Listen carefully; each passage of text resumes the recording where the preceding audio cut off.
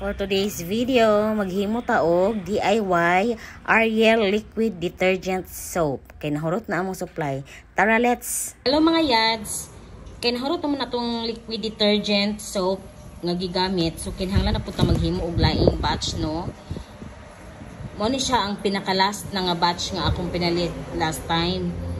Kuha ni siya ka-ingredients. 2, 4, 6, 8, 9 ka-ingredients para makahimo siya og 16 to 18 liters of liquid detergent soap.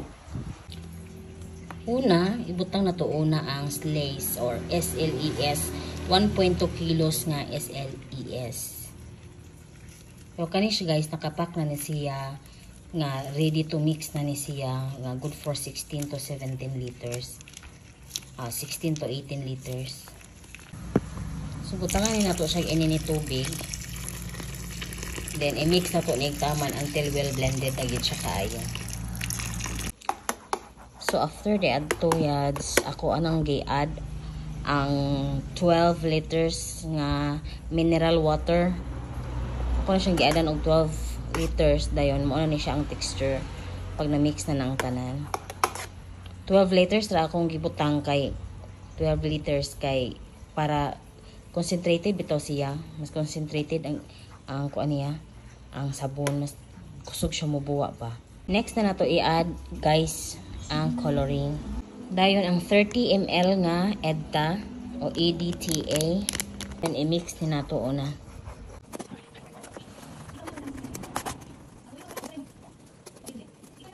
Mana og butang sa EDTA coloring og stain remover. Iadan dayon nato ang sodium chloride. Hinahinay lang anamon lang nato siya og mix.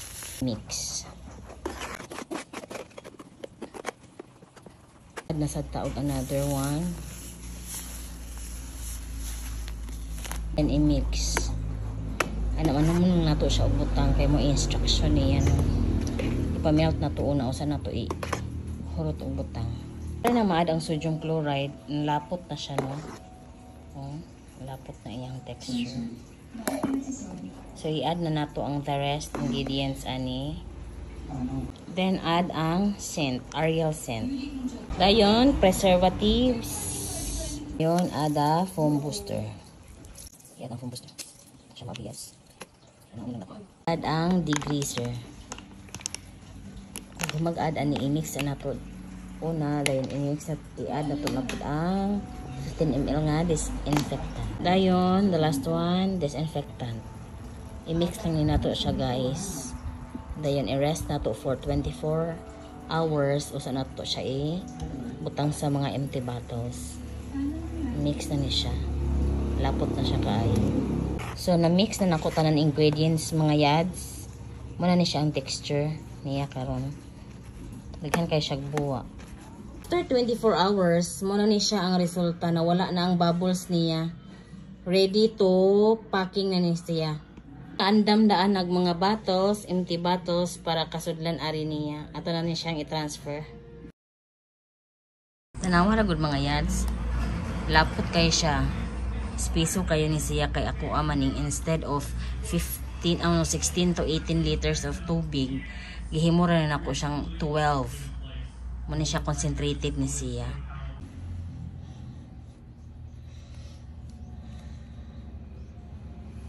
Ngayads, mo na ni sila tanan ang finished product nga akong gihimo. Na ako na silang nasud sa empty bottles. Ug ato na ni siyang ibutang sa taguanan para og magamit na ta. Makuha na lang ta ani.